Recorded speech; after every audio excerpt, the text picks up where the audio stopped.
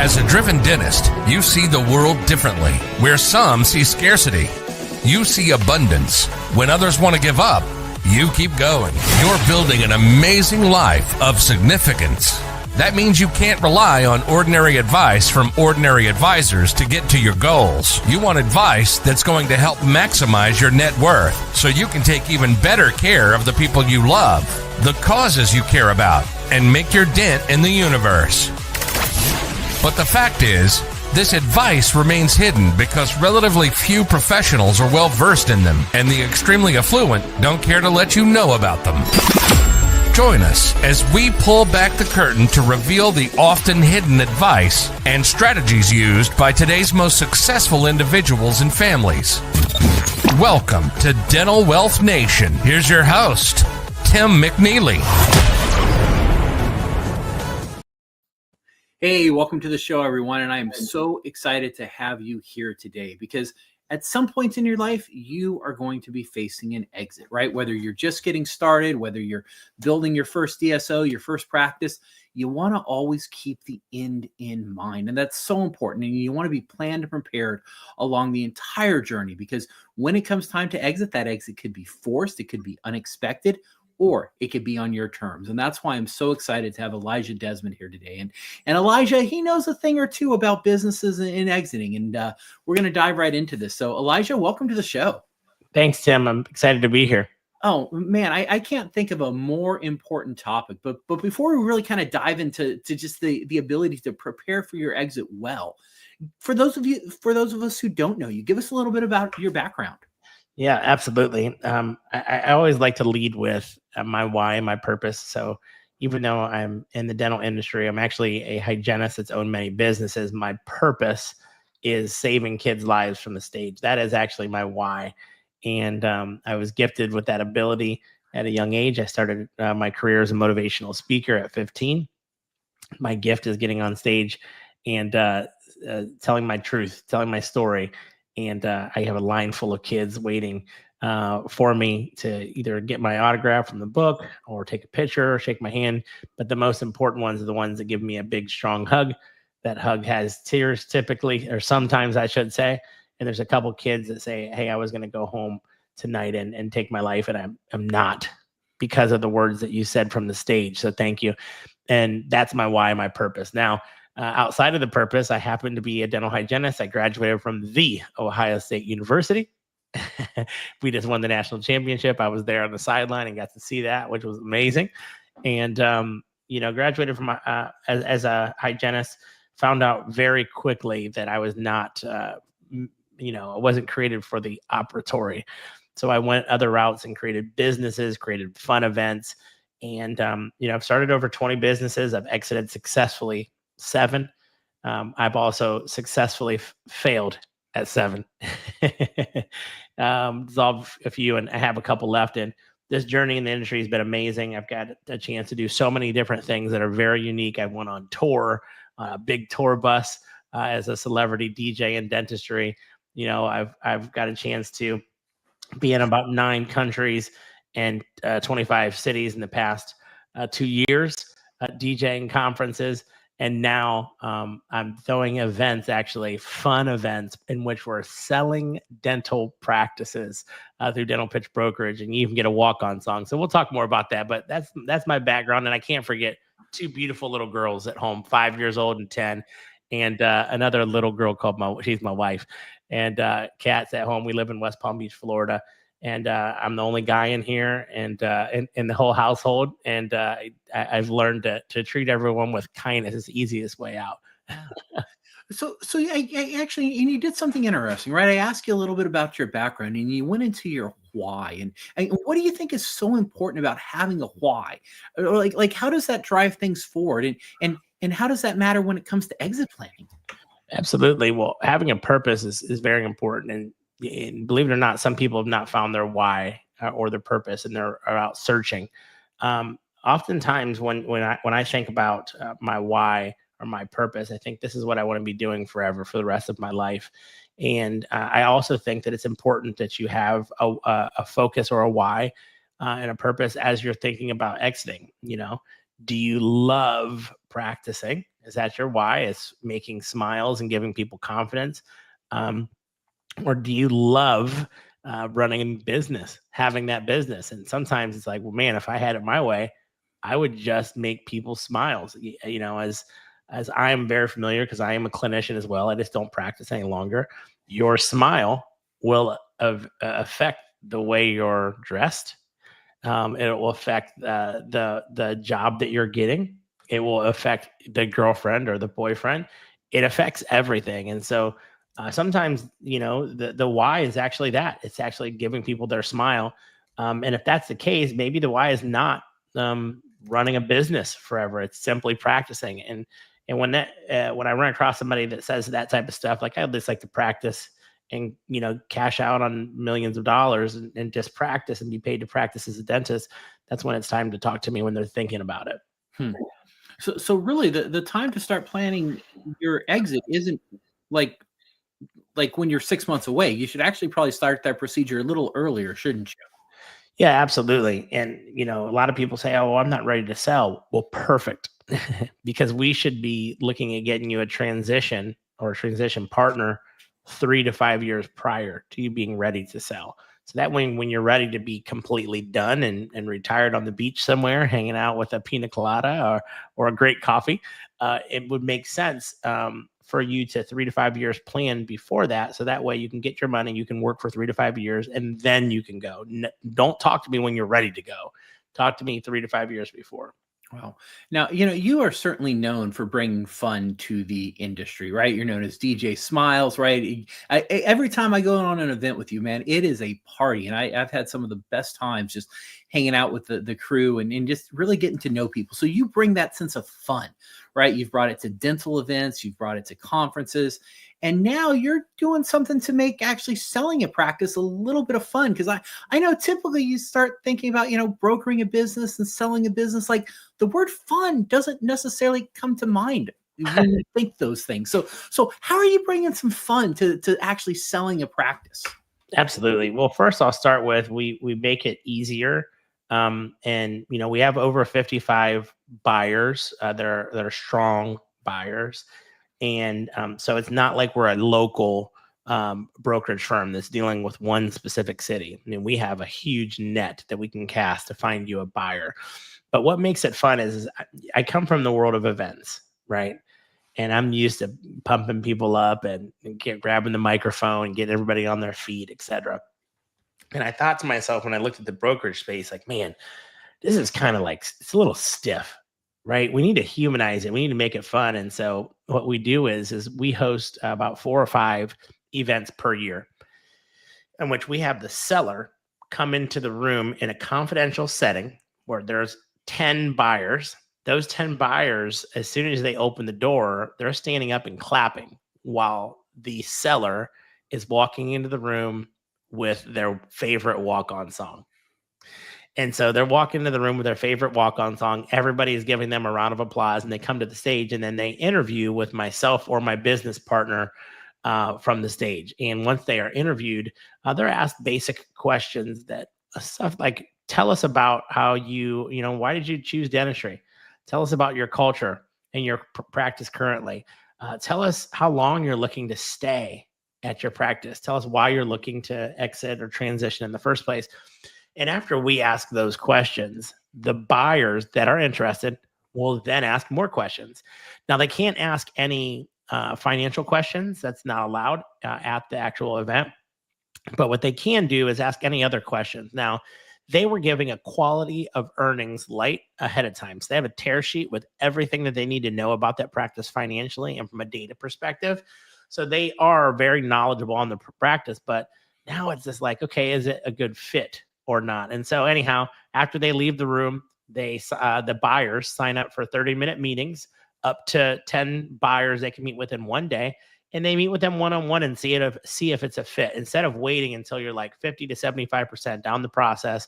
And then you get to meet the potential buyer, and it may not be a good fit, because I'll tell you, culture and the way that you guys see each other, the buyer and the seller, is very important. So that's how we make it fun. We bring music into it and make it a fun process. Yeah. Well, and this is so unique because, I'm actually a certified exit planning advisor. And one of the interesting things is 75% of business owners who sell their business experience profound regret just 12 months after selling, right? That's massive, right? It's 75% of owners say we are profoundly unhappy. And I think part of that, and when we dive into those numbers, part of that is the cultural fit of the organization they go into. And part of it is they didn't actually plan and prepare for a proper exit. And so I love that you're bringing that sense of culture, because so often that gets put first or put last, and you're actually putting that first. Yes, absolutely. I mean, you can have a phone call or a Zoom call with a dentist and a potential buyer, and immediately they know this is not for me. I mean, and that took us 30 minutes, Mhm. an hour to set up. You can find that out in 2 minutes. The issue is that the broker wall that's up, trying to find out if the math works is really, not what we're doing. For not putting the wall, putting the wall down and saying, do the people work? Because if the people work and the situation works, then the math can work. But we're basically doing it different. That's it. Yeah. Well, and I think that's part of what has made you so successful in this industry is you do things differently. You look at the problems, you look at the issues, you look at the status quo, and you're like, why is this not working? And you're looking at ways to how to make it better and more fun. And I just that's one of the things I love about you so much. And so when selling your practices, what are some of the common mistakes that you see doctors making? Number one mistake is this: they sell to a group or a DSO. They go straight to the DSO. They don't work with the broker, and they let the DSO determine their EBITDA or their adjusted EBITDA. And they say, this is what your practice is worth. And could you negotiate as the seller? I mean, sure, but you really have no clue what's the high and what's the low. You just say, I would walk away for this amount, but you don't really know. So the number one thing is not getting a valuation on your practice. And I will tell you, majority of the CPAs, your standard, even dental CPAs, are not going to be able to give you a quality of earnings light. You need to get a quality of earnings light regardless. And the quality of earnings light is going to be essentially your past 2 years or your trailing 12 months. It's going to talk about your payer schedule. It's going to give you your adjusted EBITDA, your regular EBITDA in the past couple of years. And it's going to show, how much PPO are you taking? How much fee for service? Do you have Medicaid? It's going to give you a complete snapshot of the practice. And it's not something that a typical CPA does. Now, your quality of earnings is done in conjunction with your CPA, but you really need to get a quality of earnings. That's the biggest mistake that I see on a regular basis is, I talked to a dentist, and the dentist says, yes, I was going to sell to this group, and this or that didn't work. And I say, did you get a quality of earnings light done on your own, or did you just allow them to say what the value is? Understand this. Everybody is in business. Everybody wants a good deal. So you can't knock somebody for trying to get a good deal, but ultimately we are going to bat for all of our practices. So that doesn't happen. So that's the first thing. Second thing, if you actually, with that real quick, right? That almost reminds me, right? I get text messages and those spam calls all the time, and people are saying, "Hey, do you want to sell your house?" Right? And they're just and I know how it's going to work, and they're going to come back and they're going to give me a low bar offer because they're looking for desperate people wanting to make a quick move who just don't know what they actually have. And that goes on in the industry too with a lot of these groups, right? They're just looking to acquire someone and not necessarily pay full value because they want to make a good deal for them, don't they? Yes, absolutely. Another thing that it's very important to do is if you're going to be selling to, say, a DSO or established DSO, go and look for some references. Get 2 or 3 people that have went through that transition and they understand. Don't just go in blind. So it's super important to understand, how are other dentists feeling? Not just, how is it for them? How are other dentists feeling as well? It's very important. Yeah. So mistake number one is right, not really getting that quality of earnings report. What's another mistake that you typically see them make? Yeah, I see dentists. I mean, this is the biggest mistake. We talked about it earlier. I see dentists that call and say, hey, I'm 67 years old and I'm ready to retire. I actually don't want to work for somebody else. And I want to be done within 3 months at the most. Huge mistake. I mean, you're literally going to make so much less. The offer is going to be so much less. And people don't understand it. And I think it's very important for people to understand the timing. So like the bad timing, don't wait to the end. Tell you something else that is a mistake that people just don't know, and I'm very clear on. Most group practices, which are going to give you by far the max dollars, okay? Most group practices, they're looking for 6 operatories or more. So what happens is what I've seen is I've seen people go into leases that they may have just signed a new lease for 4 operatories. It's going to be kind of a difficult sale compared to one and 5 is okay, but 6 is ideal, or at least room to grow into 6. Right, it's plumbed and it's ready, or there's room in the building. So that's another thing that I see is them making the mistake of signing this long-term lease in this little baby office. Well, a group is probably not going to want to purchase you if you have like 4 operatories. Now, there are, exceptions to every rule, right? I have definitely, seen some specialty practices, in particular, oral surgery practices or implant centers that do have 4 and they can sell. It's not like you can't sell. I'm just saying it's way harder to sell. Interesting. So mistake number 2 is kind of waiting too long and really not doing the pre-planning and working on these things ahead of time, because you end up signing leases or doing things that were good, when you weren't exiting, but now they can actually hinder you, can't they? Yes, absolutely. Yeah. Wow. So any other common mistakes you see? I think going in with the mindset of, because we do, just to be very clear, we have 55 buyers that are family offices, emerging groups, small, mid-size, medium-size DSOs, and private equity. Okay. A mistake that I see is coming in with the mindset that all DSOs and groups, et cetera, are bad. And that couldn't be further from the truth. I stand for private practice dentistry and group dentistry. I am friends with so many private practice dentists, but I'll just be clear, coming in with that mindset and not really knowing, just because you heard you heard a podcast where all DSOs are bad, or you hear something, and it's just simply couldn't be further from the truth. People need to educate themselves before they go down that road of all group practices are bad. I just want to just kind of educate the audience and bring to light a thing called arbitrage and understand. I want you to understand the numbers when it comes to selling the practice and why the groups are able to ultimately buy the practice at for a lot more money than a typical private practice dentist would be. So basically what happens is there's this thing called EBITDA, and your EBITDA ultimately has a multiple. And to make the EBITDA easy, and by the way, my business partner wrote the handbook on EBITDA, and it's a free download on our website. But basically, I'm going to just make it really easy for you. Net profit, the net profit of your practice after you are paid, essentially, after you add back, taxes on your loan, et cetera. But big picture is there's a number, call it EBITDA or your net profit. You're going to have a multiple for that number. And this, imagine it's called multiplier. So let's just say you have an EBITDA of 200,000. Your multiple may be a 5 times multiple. That would be $1 million. Means your practice is worth $1 million. All right. Now you have a large group. Let's call the large group Heartland or DCA or MB2 or whomever. Now, since they have they have hundreds of offices, their multiple or their multiplier is way higher. The higher your net profit, the higher your EBITDA, the higher your multiple. Okay. So say you have a group that's like, I'm going to use Heartland for example. Okay. Heartland, their multiple may be somewhere around, and I'm throwing a number out there that's reasonable, 17x. Okay. Now that's not going to be heard of for any solo practices and a large majority of every dental practice, but they have a huge amount of them. So their multiple is a 17x. Now, a 17x, that's a multiple. Now, what happens is that if you were at a 5x, you sold your practice for a 5x, which is very reasonable.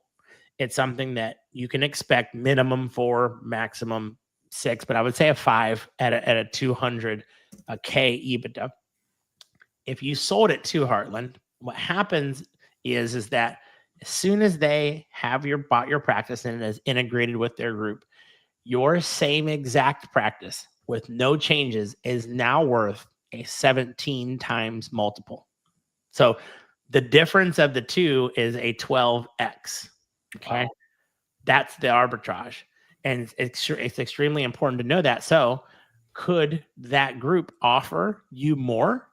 Of course they could. They could offer you a little more. Mm-hmm. Because it makes sense, because your office is worth so much more than it's a standalone practice. If a private practice dentist buys it and it's a 5 times multiple and it's $200K of EBITDA, when they buy it, it's still worth a 5 times multiple.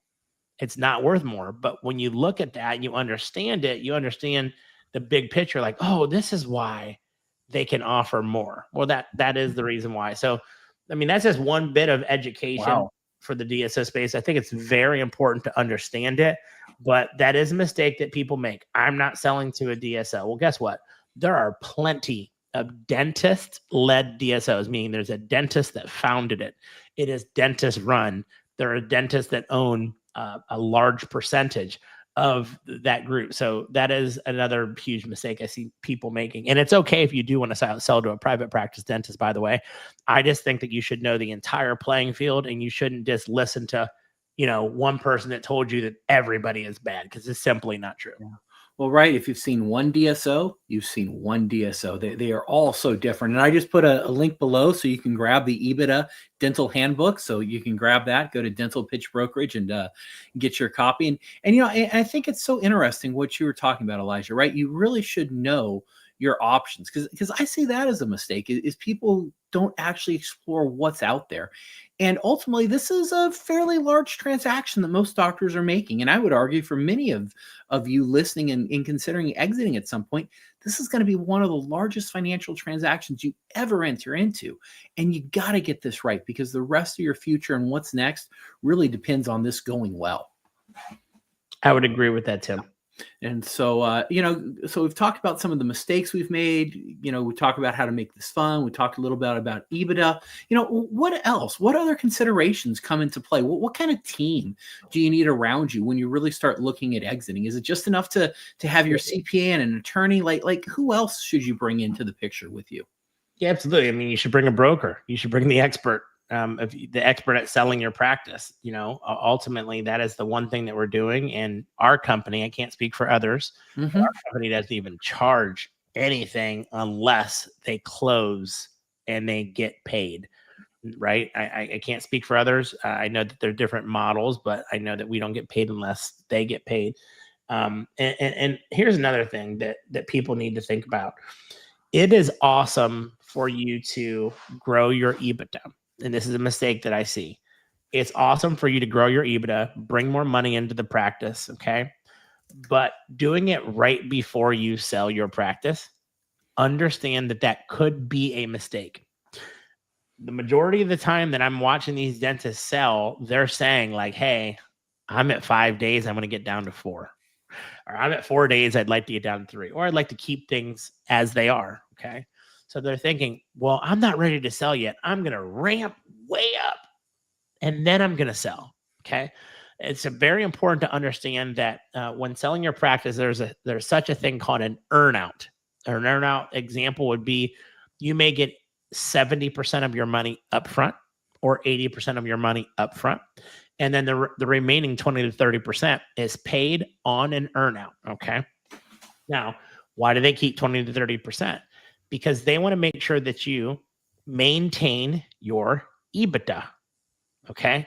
If you don't maintain your EBITDA, what's very important to understand is that they have substantially paid way more for your practice than they should have. Let's just make an example.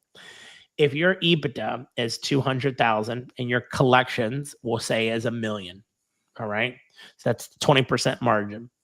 If you all of a sudden decide, man, I'm going to put the foot off the gas pedal after I was having the foot on the gas pedal for a year, and my EBITDA, I'm going to go ahead and, as me not working so hard, it's going to drop to $150,000. That's a $50,000 difference in EBITDA. Okay. 50,000 times 5 is $250,000. So ultimately you made the person that purchased your practice lose $250,000. Very important. So you're not going to be paid your full 20% or 30% based on what you produce. So what's my point is, don't try to ramp up unless you plan to keep that pace. If you want to keep that pace, okay, ramp up. But if you're not going to keep that pace, do not ramp up. Now, what is important is to cut from the bottom line. Cut from bottom line, some bottom line expenses. Let me just give you an example. Let's just say that your supplies are 12%. Okay. Your supplies are 12%. And these are things that you're buying on a regular basis. And you just switch supply companies and you slash that 12%. Okay. So say you slash it by we'll say 3%. Okay. And that goes straight to your bottom line. All right. So let's just say you are paying on average $120,000 a year for your supplies. You slash that down due to going with another organization down to 90,000. Okay. That $30,000 gets added straight to the bottom line. So that 30,000, you multiply that times 5. Let's just say if you're $1 million practice, and that's going to be $150,000 in your pocket. Now you multiply that times 2. If you're a $2 million practice, that's going to bring you $300,000 in your pocket. Now that's smart when it comes to gearing up to sell. That makes a ton of sense, because once you switch supply companies and it's at that lower amount, they're not going to jack it up and go to a different supply company. In fact, the company that you bring in, the group that you partner with, they may have a situation where they're paying 6% and they could shave another 30% off, but they're definitely not going to go up. So, the point I was trying to make is that don't ramp up unless you want to keep that pace and keep that momentum. Sell now where you're comfortable. Okay. Don't ramp up. Also, if you're working with them, and it's okay, whoever you work with, and if you want to go direct, that's up to you. But here's something that you really want to make sure that you know. If you're going to sell, make sure that you're selling at around a 20% or more margin. So that means if you have an 8% margin, you have absolutely no business selling your practice, unless there's different situations for everybody. I mean, we work with practices that are 15 locations, 30, 40 locations, etc. Now, maybe your percentage is low because you have a corporate expense. Okay, meaning you have a platform, you have an let me be very clear for those who don't understand me. You have a location in which all your phone calls are coming in, your revenue cycle management is ran through there, your HR is ran through there. Essentially, you have this major expense that ultimately is going to bring your margin all the way down, way lower than it should be. Okay. Yeah. Well, when we look at adjusted EBITDA, that's an add back. Okay. If you sell to the right partner who already has a platform, you get to add all of that corporate you have back into it because they don't need that any longer. Wow. Absolutely amazing. And really kind of what I hear as you're talking is, right, this concept of exit planning is actually really just building a good business, right? Because you start implementing these things today, even if your exit is 20 years off, you're going to have a much better business. You're going to have a better quality of life. So to me, exit planning is really just good business planning. And this whole idea of exit planning is really just maximizing your value of your business, ensuring you're personally and financially prepared, and that you've planned for the next act of your life. But I just love this idea of just improving your business, because no matter how far off your exit is, you're going to have a better business that you love even more. So these are strategies you can implement today, even if you're not thinking about exiting for a decade or more. So I love this philosophy of just building a good business. Yes. And I also think that, if you're taking this serious, you want to you don't know if you want to sell or not. By the way, what we do, we are a company of integrity. We will not allow you to sell. We won't support you to sell unless you are ready. Your numbers have to be ready. And I also will tell you this. If you're thinking about, should I hire a coach or a consultant to grow my practice before I sell? Okay. The answer is yes. And it will be an add back. So let's just make an example.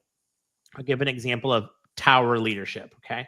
So you work with Tower Leadership, a company that's focused on growing your EBITDA, and they charge, and I'm throwing a number out there. I don't know their number and it ranges, but I'm going to say it's $50,000. Okay. And you work with that company for a year and they grow your EBITDA. I'm going to say they grow your EBITDA $100,000. Okay. What will happen is that $50,000 is a one-time expense. You can put that in, you can put that back in at the end. It's not going to affect your sale price. It's called an add back. So if you're thinking about bringing in any type of a dental consultant, first, know what your adjusted EBITDA is, know your margin. We help you with all of this, by the way. Know your margin. And if you have a margin that's below 20%, okay, some people could sell at 15, but ideally you want to be 20 or above. I also, by the way, know some practices, especially ones that are really into implants and specialists and whatnot, their margin could be as high as 40. The highest I've ever heard of is 55%. Big, because they're working on these bigger cases.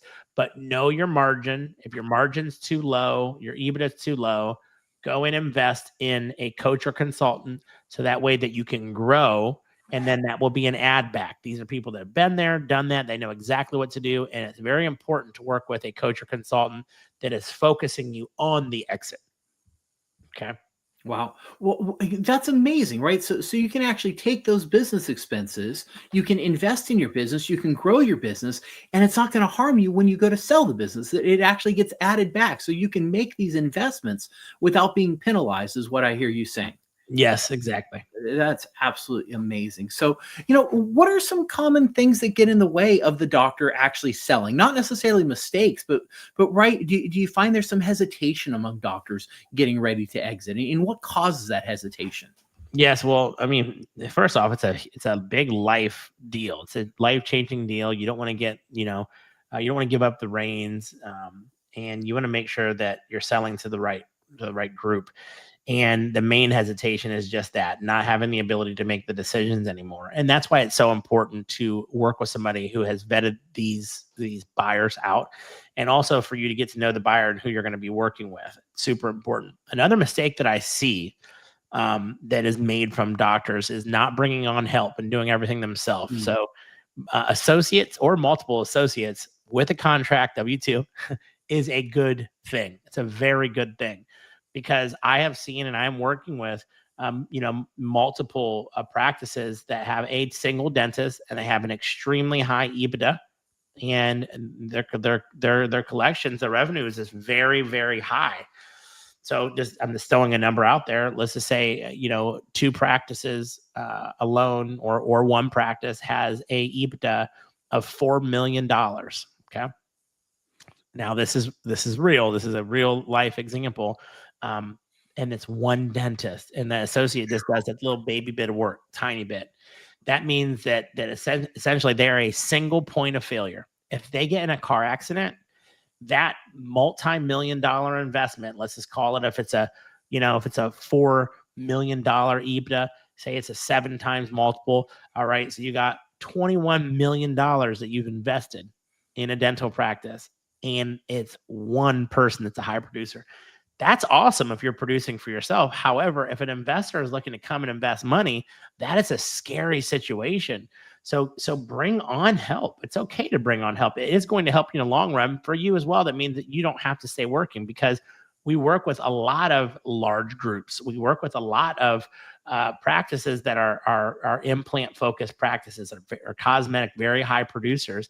And at the end of the day, that is a common mistake I see is they're ready to sell. And yes, they're willing to stay for 5 years or more. However, there's only one and there's not more. So getting an associate is very important. It really lightens the cushion for the buyer. Wow. So, and actually, right, in exit planning, we really look at kind of 5 stages of value. And the first thing you got to do is you got to identify, what's the asset? What do you have? And then we got to do what you were just talking about, right? You got to protect the asset, right? You got to make sure that it's protected in case something happens. Then you want to build that asset up. Then eventually you're going to harvest the wealth from the asset. And then lastly, you get to manage it and figure out what the next stage of your life is. But that protection piece, I think, gets ignored so often. And, the impact of losing a practice on that, on your friends, on your family, on the people who depend on you is massive. And so protecting the value is huge. And that often gets ignored. So you'll see that kind of get in the way sometimes. When it comes to the doctors, like not moving forward, are there any other hesitations that you see?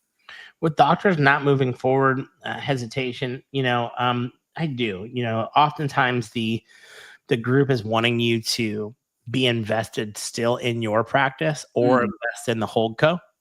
And there's many different opportunities when you're selling. You could sell and essentially sell the whole practice, get 80% or 70% of your money up front. And then what happens is you get the rest on an earn out, like we spoke about. That's an example. Another example is you sell your practice and say 70% of the practice is sold and you maintain 30%. Okay. That's another example. And then you're depending on that group, private equity group, DSO, whoever, to grow. And when they sell or they recap, okay, what happens is that 30%, instead of it being a 5 times multiple, it may have sold at a 12 times multiple or a 10 times multiple. And so the hesitations that I see is, man, I got 30% still in. Are they actually going to be able to be successful with what they're doing? Another example that I see is they may want you to invest in the holdco or the holding company. And essentially that's the mothership. That's the big company that owns the majority. Well, they may want you to invest 10 or 20% of your money into that. And so the question or the hesitation is, man, do I believe in this company enough? Do I see their structure? What's their track record? Do I believe that they're eventually going to make a sale and I'm going to get a second or a third financial windfall? So those are some of the hesitations that I see. And also, like, there's this big, I want to call it a false worry. Okay? It's a false worry about, and the hesitation on what's going to happen to my team. What's going to happen to my team? This is like my family. I went to their Christmas parties. They've came to mind for holidays, etc. What's going to happen to my team? I'm going to hit you with a news flash. You ready? They're not firing your team. They're not firing your team. It's simply not happening unless, okay, exception for every rule. If you have this extremely nasty, negative Nelly who is a complete cancer to your practice that you should have fired 10 years ago, 20 years ago, but you couldn't, or 1 year ago, but there's a shortage of, say, hygienists, or there's a shortage of assistants or front office, and you just didn't want to be put in a position. But at the end of the day, unless they're a super energy vampire and very negative, you don't have nothing to worry about your team. As a matter of fact, they may be able to take better care of your team than you did. I mean, these are very good business people. And I'm going to tell you, the number one issue in this entire industry is people. And there's a people shortage. Well, if there's a people shortage, don't you think they want to keep the people? So you don't have to worry about that. Relax about that. That is not the same. Now, let me go ahead and just call it like it is. If you have a very large group, say you have a group of 30 locations, 40 locations, we're working with some of them with Dental Pitch Brokerage. They have a corporate office. Okay. If you sell to a large group that already has a corporate office, yes, you can expect for them to probably transition out of that corporate office because they got it under control. Okay. That's just what it is. And so you have a situation like that. But there's also situations where a private equity firm is looking for a group that has a corporate location or a platform. They could build off of that platform. In that instance, they're not going anywhere.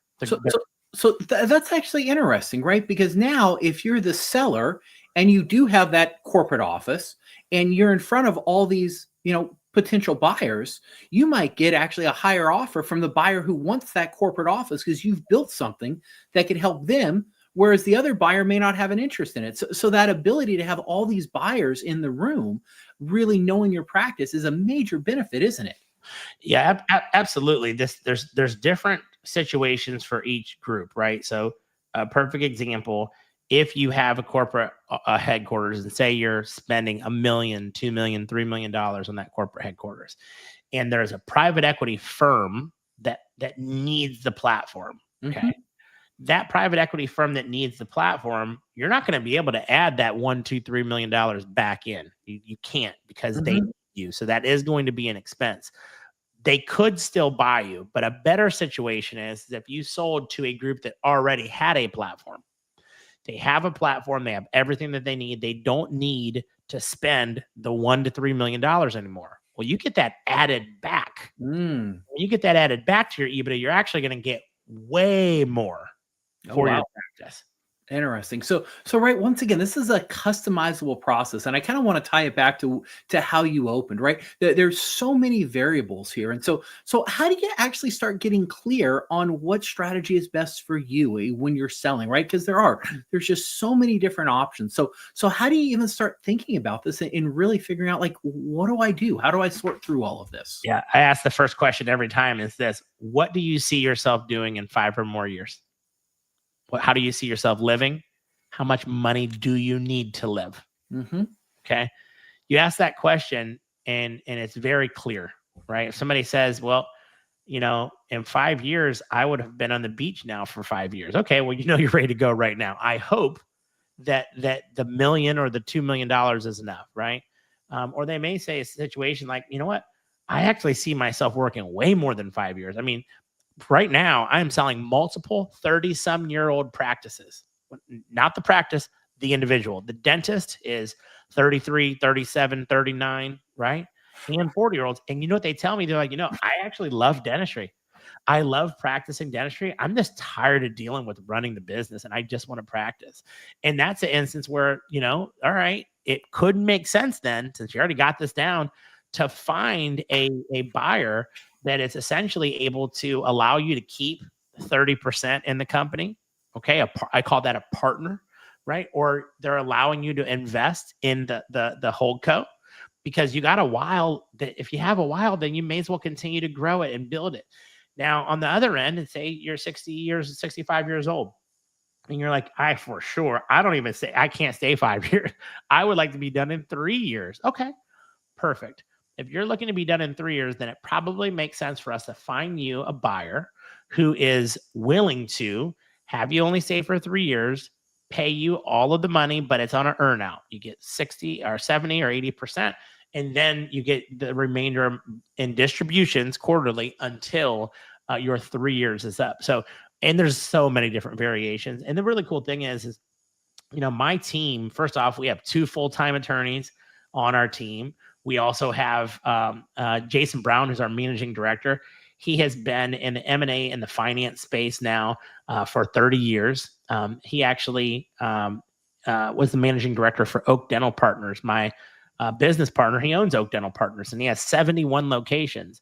And he went from 20 locations, and in 3.5 years, singly per office, purchased an additional he's up to 71, started to 51 locations, and he's been through this process. He's worked with all the brokers. And so you get to work, with him as well. And basically he can figure out every different type of a model that is perfect for you and what you're looking for in the next 5 years or more, or if it's only two years. I was just speaking with an amazing individual. It's too bad we can't say these names on the line, but amazing individual who grew his own really large group and is doing it again for a second time. And, I talked to him about a dentist that was looking to not even stay for 2 years. And they're like, and he said, you know what? Totally okay. And as long as they can mentor another dentist to be just as special as them, 2 years is not a problem. Know that every situation is different. It's not a cookie cutter situation. And, there's other situations where it's like, man, I want to be done right away. And typically that's the associate that's going to come in and from someone else and come in as a new buyer, a private practice dentist, and you are able to step away. So that is possible. Just know that you're going to be leaving so much money and so much wealth on the table from doing that. It is a mistake. So contact early and not late, and conversations are free. Yeah. Well, and as a planner, right? This is something I always recommend: is you got to know the value of your business because it's one of your largest assets, and it drives all your planning numbers. It's the engine that helps unlock the rest of your future, right? It's the asset that helps you find out what's the number you have to create to have freedom, so you can do whatever you want. And so the value that you're bringing to the marketplace, Elijah, is just absolutely tremendous. And we've got multiple listeners. If you got questions, type them down below. Let us know. We've got a couple more minutes. Happy to answer those live for you. But as we start closing down here, Elijah, I love that fact, right? Where do you see yourself in 5 years? You got to get clear on your why, because if you do that, that helps you really start sorting through all the options. So what are some other closing thoughts that you have as we get ready to sign off here? Yeah, absolutely. I think the closing thoughts are, number one, find the right partner. There's different partners for everybody. When I say the right partner, I mean long-term partner, the right buyer. Take your time. You shouldn't rush the process. Make sure you figure out early when you want to start the process. Have conversations. They're free, right? I'm happy to talk to anybody, and I don't care where they're at. I don't care if they're huge or they're small. Okay, doesn't matter. Educate yourself as much as possible. Read as many books as you possibly can, and know this process can be fun. It can be the best experience of your life if you're prepared for it. And just know your worth. Know your worth and find the right partner. That's it. That's it for me, Tim. I love it. And then how can we get in touch with you? How can we find you? And how can we have those conversations? Absolutely. Well, first off, I am all over social media. That is me. That's not an assistant that's responding or posting. You can, just type up Elijah Desmond on Instagram, on Facebook, on LinkedIn. You can contact me at elijah@dentalpitchbrokerage.com, or you can just go to the website. And on the website, we have a phone number there in which you can get in touch with me. And if you want to email me, you can email me. If you want to just Google Elijah Desmond, you'll see all the endeavors that I've been a part of, and all of those places where it says contact us. It'll all come to me, and I'm happy to spend my time with you and prepare you for the transition in the next part of your life. And I can't explain to you enough or tell you how important it is. Just have the conversation. Conversations are free. Yeah. Wow. Well, hey, thank you for sharing so generously. Thank you for actually making the selling process a little bit more fun, because it can be stressful so often. And this brings some excitement to it. And with proper planning, you can absolutely unlock what's next and have fun in the process and go and change the world and keep making that difference. So thank you, Elijah. It was absolutely a pleasure to chat with you, my friend. Thank you, Tim. All right. We'll see you again here soon on the Dental Wealth Nation show. Good luck, everybody. You've been listening to Dental Wealth Nation. We hope you've gotten some useful and practical information from the show. Join us next time as we pull back the curtain to reveal the often hidden advice and strategies used by today's most successful individuals and families, and help maximize your net worth so you can take even better care of the people you love. Till next time, make sure to hit the website at dentalwealthnation.com.